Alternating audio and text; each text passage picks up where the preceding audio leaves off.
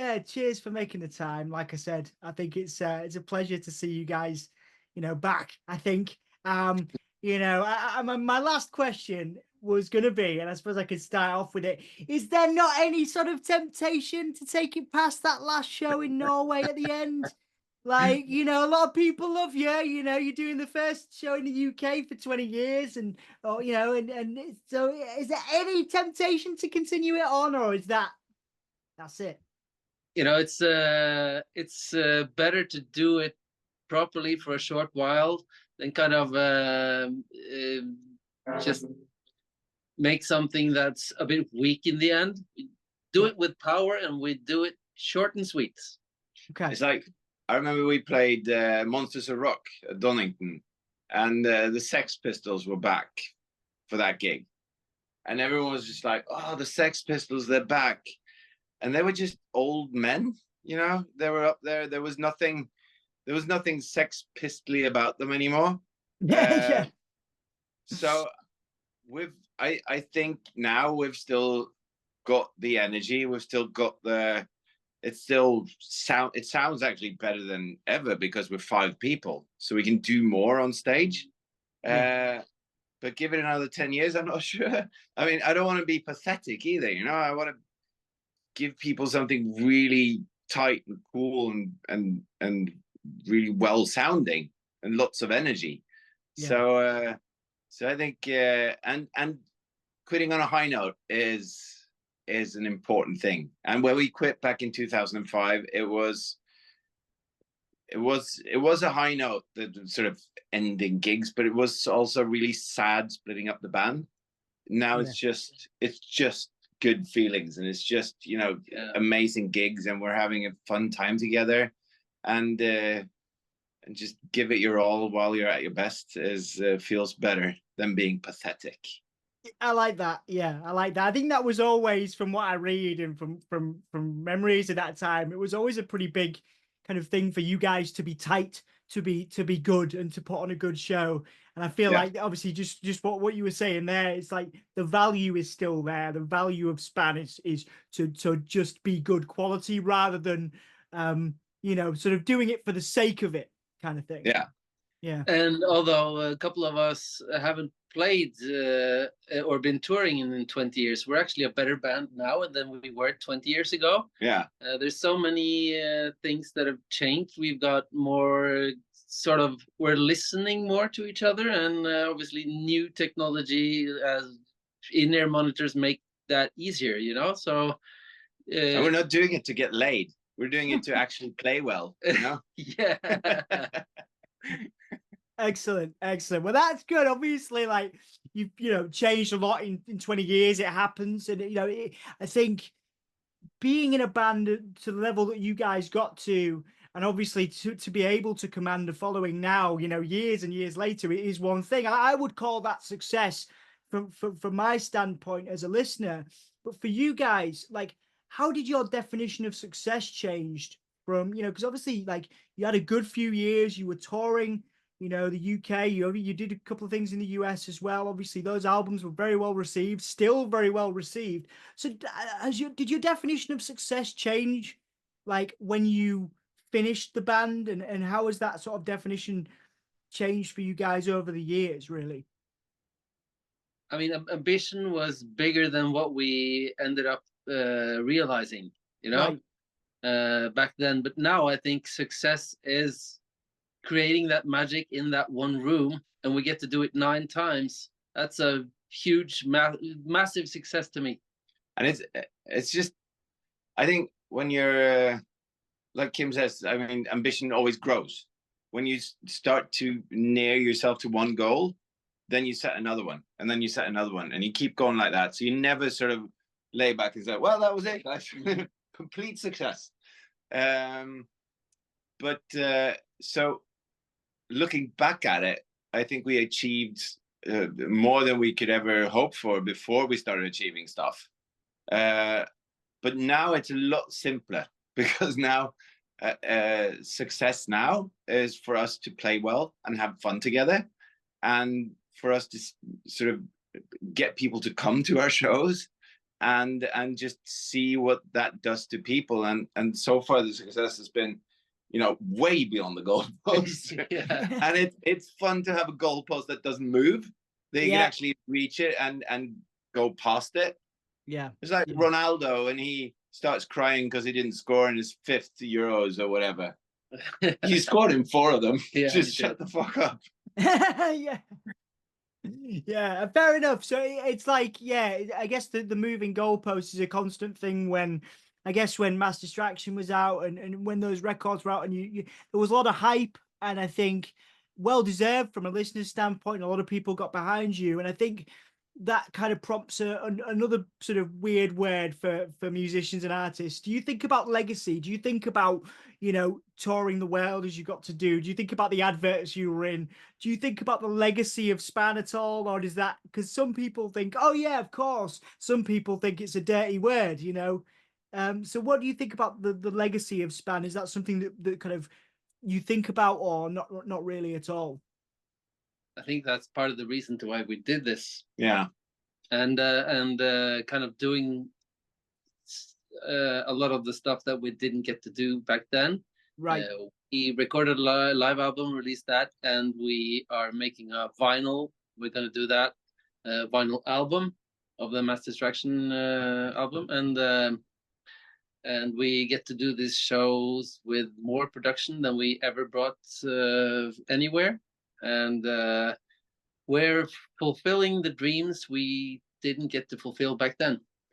Yeah, and I mean, legacy is such a big word, and you think about all the people that's been to shows and everything, and that's always been my idea of legacy. But now it's sort of changed as well. It goes a lot. It's a lot more personal because we've got kids. You know, all of us have got kids, and and they were born when we were doing this, so they just seen the boring old farts, you know. Yeah, I want to show them that, you know, Dad has something else as well, and that's a different kind of legacy too, because you've told them about it and they've seen some old videos and they go like, "No, that's not you," and right, and just to show them, you know, like we played Tons of Rock just a couple of weeks ago, and 15,000 people going just mental, and you see your kids standing in the sound booth and they just can't believe what they're seeing around them. Yeah. That's all the legacy I need, sort of. And we didn't have much crowd surfing back then, but we saw more crowd surfing in those 50 minutes at Tons of Rock than we ever seen in my life. So crazy. Which adds to what you asked about earlier, the success. Crowd surfing, check. It's some sort of success. Yeah. Absolutely. Well, thank you for sharing those things. Again, the idea of your kids watching and the crowd surfing, that's beautiful and well deserved as well. Obviously, that's fantastic. Obviously you mentioned that the live album, you know, playing in Oslo, of course, you know, that which is out now, and people can you know, sort of check that out.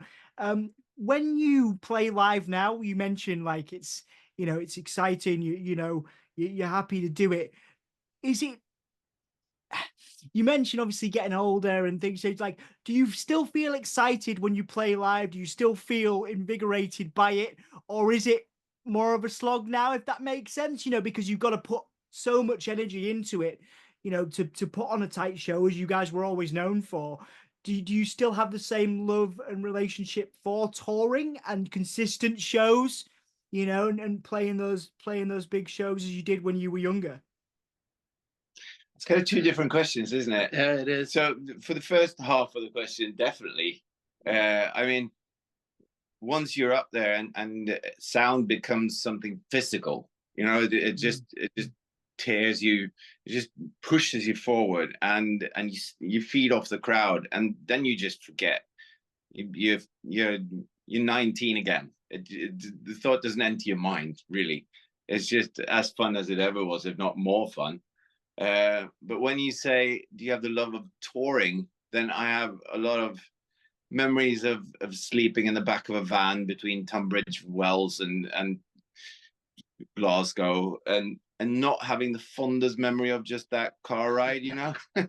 So the way we tour now, I think it's perfect for us. Yeah, it's apart from the first double show, it's 9 one-offs, and this weekend is 2 shows back to back, and I think that's fun to do for one weekend, but I couldn't be arsed doing it 360 days a year.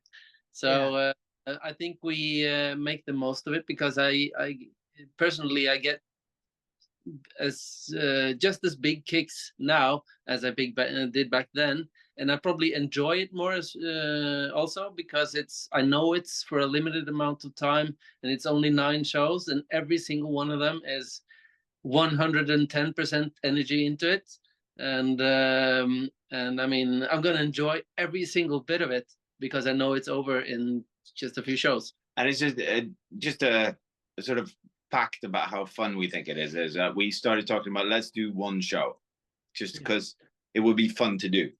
And then we had one rehearsal, and we're like, that sounded pretty good. Maybe we should just do one festival, just for, one show on a festival. That would be good. And then as the fall progressed, and all of a sudden we had 5 festivals, and then Rockefeller in Oslo sold out in less than a minute. So that became 2 shows, and now it's 9 shows. So I'm telling you, this is a finite thing, and it is.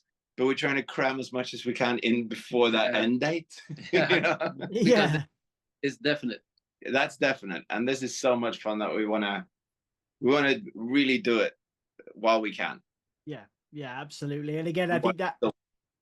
Yeah, I mean, a lot of people are so excited for it. We'll talk about the UK show in a little while, but I do want to, go back, not to dwell too much on the nostalgia, but obviously like Mass Distraction and those records that, they bought you a lot of things, a lot of opportunities, working with Gil Norton, being able to tour. I saw the quote from Block Party in the PR and things. How fondly do you look back at that time? And is there any stuff that you go back, like the memory of being in the van and not necessarily enjoying that? Are those the things you remember from that time, or do you have, some fond memories from that, successful period where you were doing all these wonderful things, which got you to where you are now?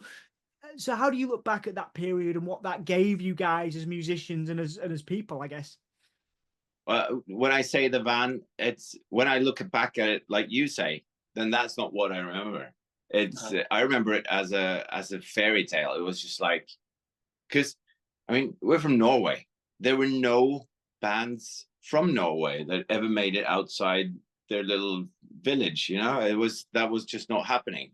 So that was not something that was available to dream of even.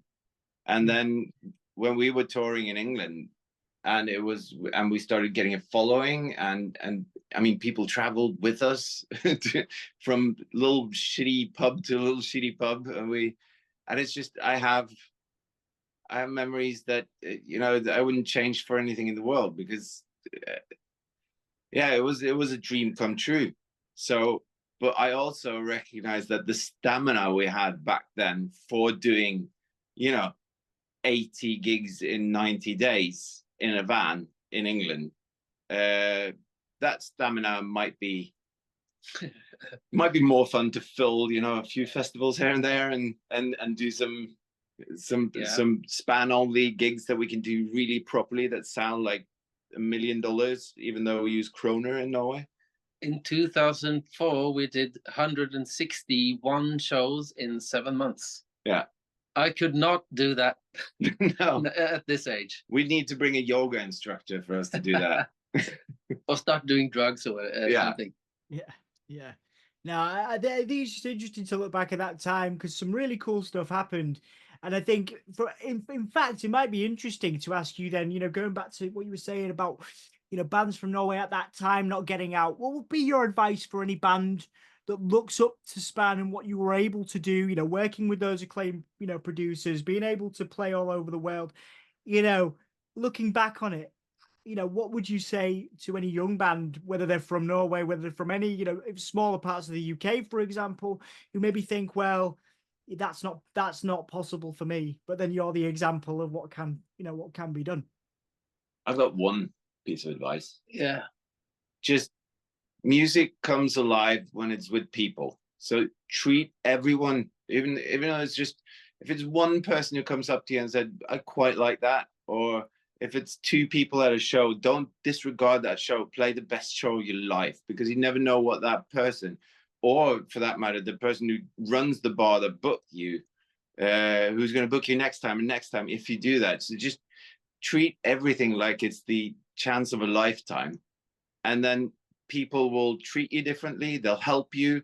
And nobody makes it in this industry without everyone pulling in the same direction. And nobody pulls in the same direction unless they feel that they're part of the ride, you know? Yeah, absolutely. So treat everyone with respect, and make whatever you do the sort of, this is the pinnacle. This is we're doing this together right now, every day.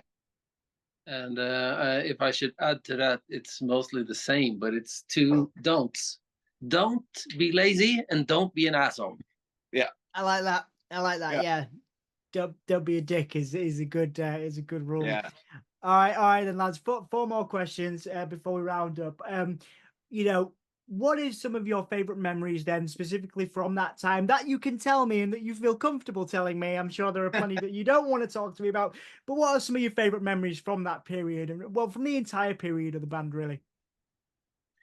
A couple of my favorite moments are the ones that made good stories that weren't so fun back then. So there's too many, but if we're talking about the positive stuff, what I think the most of now is the way our friendship grew, you know, because I joined the band just before the tour in 2004, and he's my best man now, and I'm his best man now, and our wives are best friends, and our kids even play well together. So we went on holidays last week together. So I mean, it and also for me, it made the fundament for what I do professionally for a living now. I'm a booking agent, and I think the 2 years of touring with Span gave me it was my school of music business. Yeah. And it's what I built my career on. So I'm super thankful for everything within those 2 years, both the ups and the downs. I probably learned the most from the downs. Yeah. Just to, I mean, everything he said, of course. And also, if you want some sort of like moments in the UK that were really sort of important that I think about a lot, it's almost like there's different, every time you sort of feel that you've cracked the place, you know, when you play London and you play London and you play London and you play London, and all of a sudden there's not enough room in the venue you used to play. That little moment there is magic. Like when you're in King Tut's Wawa Hut in Glasgow, and nobody knows who you are, and you come back for the third, fourth time, and all of a sudden it's crammed to the hilt.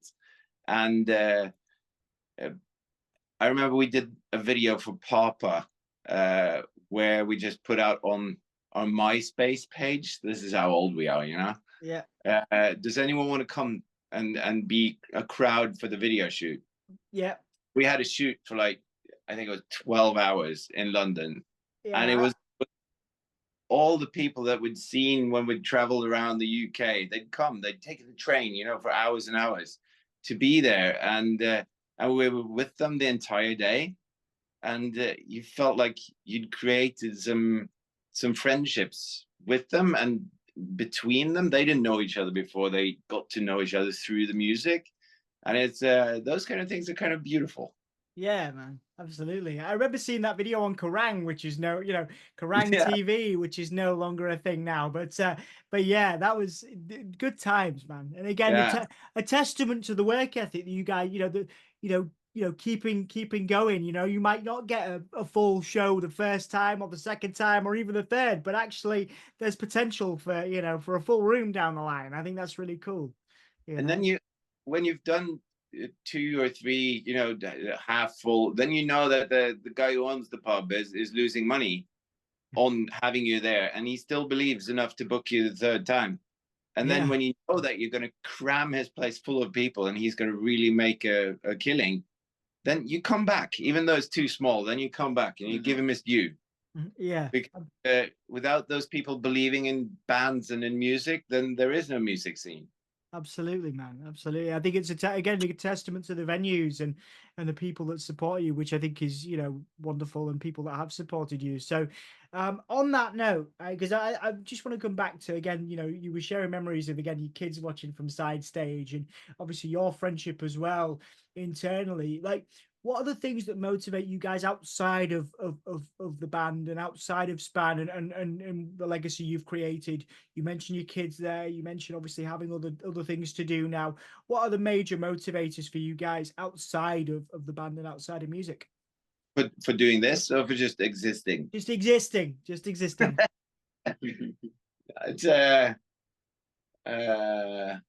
It's more of the same, really. It's good friends. It's you know, the family, getting laid every now and then, fantastic dinners.